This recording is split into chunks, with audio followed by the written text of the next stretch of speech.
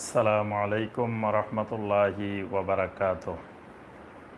আলহামদুলিল্লাহ ওয়াসসালাতু ওয়াসসালামু আলা রাসূলিল্লাহ ওয়া আলা আলিহি ওয়া সাহবিহি ওয়া মান ওয়ালা। হাদিসে কি রমাদানকে তিন ভাগে ভাগ করা হয়েছে, রহমত, মাগফিরাত ও নাজাত। হাদিসে ভাগ করা হয়েছে, কিন্তু যে হাদিসে ভাগ করা হয়েছে হাদিসটা সহিহ না। অনেক ভাই আমাদের দেশে মনে করেন যে এটা তো হাদিসে আছে, মানে যখনই শুনেন যে রমাদানের রহমত, মাগফিরাত, নাজাত এটা ঠিক না, লাফ মারি উঠে অনেক ইমাম সাহেব, লাফ মারি উঠে কয় আরে কোন ফেতনাবাজ বলছে এটা তো হাদিসে আছে। মানে আমাদের সমাজের অধিকাংশ ভাইদের অবস্থাটা এরকমই, সমাজের চিত্রটা এরকমই। হাদিসে তো আছে, আমরা তো বলি না যে ভাই হাদিসে নাই, কিন্তু হাদিস সম্পর্কে একটু নলেজ থাকতে হবে, একটু বুঝতে হবে যে হাদিসে থাকা মানে আমল করা যাবে না।